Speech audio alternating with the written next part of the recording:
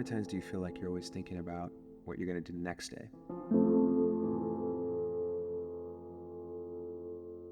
I know it's kind of a silly question, but I feel like we're never not thinking about the future.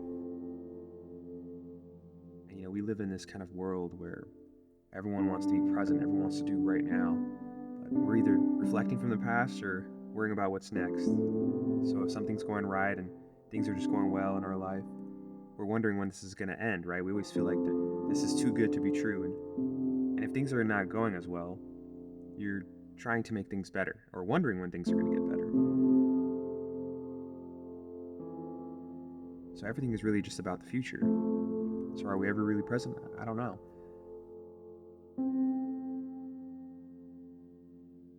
And that's not even the point. To be honest, I had this whole plan for a video and I was typing it up and I just didn't like how I was just planning every little detail, every little thing, and I wanted to switch it up. I just want to show you guys how I film on a daily basis and how I get things going. And it really just starts off with my mornings. So let's go. All right. And a little bit of coffee. You don't got to drink coffee. I don't want to be that guy that tells you to drink coffee. It's not all that. It's actually all that, but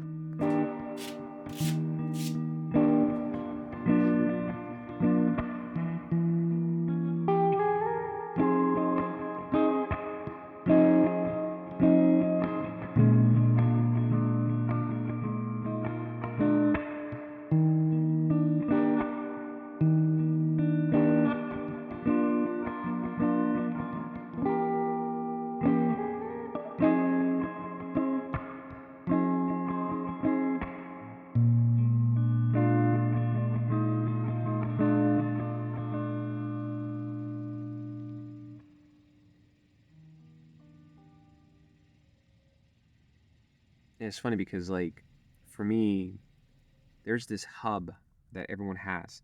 And what I mean by that is there's like a place where we all go to just like sit and either mindlessly think about nothing and just listen to music, or we just overthink about what are we doing with our lives. And that happens to everyone. There's always this sort of like, hub where we do that, or whether it's in your car or sitting at a park somewhere, just anywhere you can think of that really is your spot. And for me, this is what that spot is. And if I never came here all those days just overthinking and constantly just like doubting specific ideas, I don't think I would be doing this. And I've probably told everyone that I'm really close to about that. Like, for me, turning 20 was like a weird sort of year because it was like, oh, like, I'm an adult now. Oh, I don't like to talk about what my style is or my sort of filmmaking and all this stuff because I'm still unsure about what exactly I'm doing. I don't know exactly how I do things. I just sort of have an image in my head and I just want to record on a daily basis from that image and from that vision.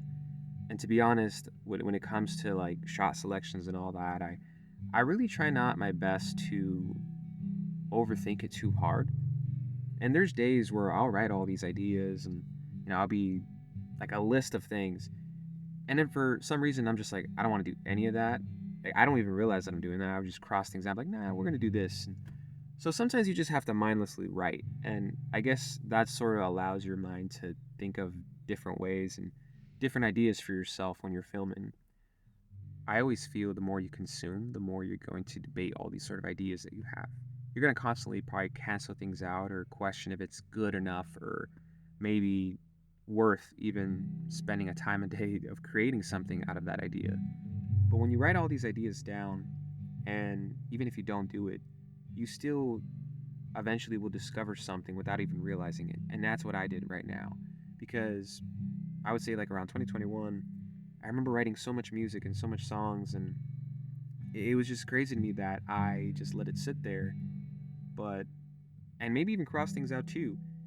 And then fast forward to right now, I picked up the camera again. I started filming. I got into watching a lot of movies and just understanding shot selection in a way. And, just trying my best to express this like everyday life that I've been, experiencing right now. And even then, actually, this whole city is my hub. And once I leave it, I know that there will be so much different opportunities for me that I don't even see yet, but I know it's probably going to be there.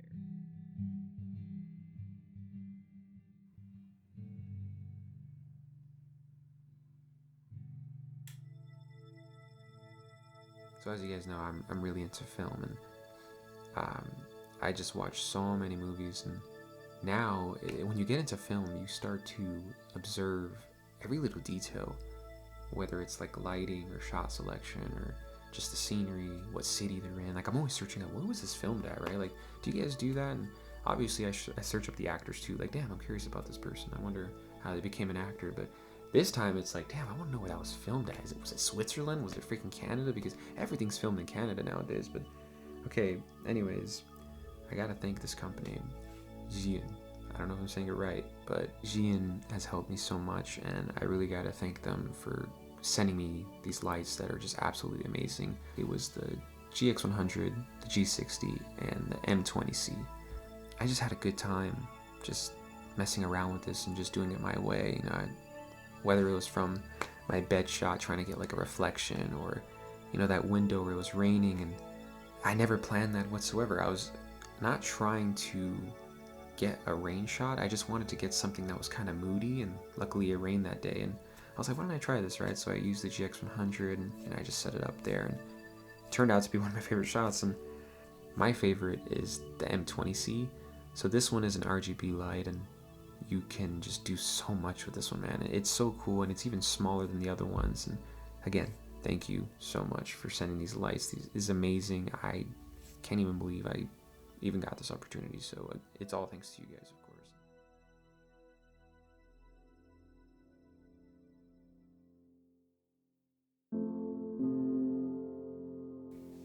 Okay, before the coffee gets cold. So I read this book before, and I'm going to be honest, it's really one of my favorite books, and I don't read too often, but this one really got to me. And I wanted to read it again and actually annotate it, but to be honest, it's just, I really sort of love the whole idea of time travel. I mean, this whole book in general, without spoiling too much, it's really just explaining that we don't appreciate the present until it becomes the past. And it's funny because we do this every day. We kind of sit in our memories and we picture a past event that happened to us, and we wonder what would happen if we did something a little different, right? And you're just playing that sort of, fabricated memory and just thinking to yourself, damn, what if I did that, right?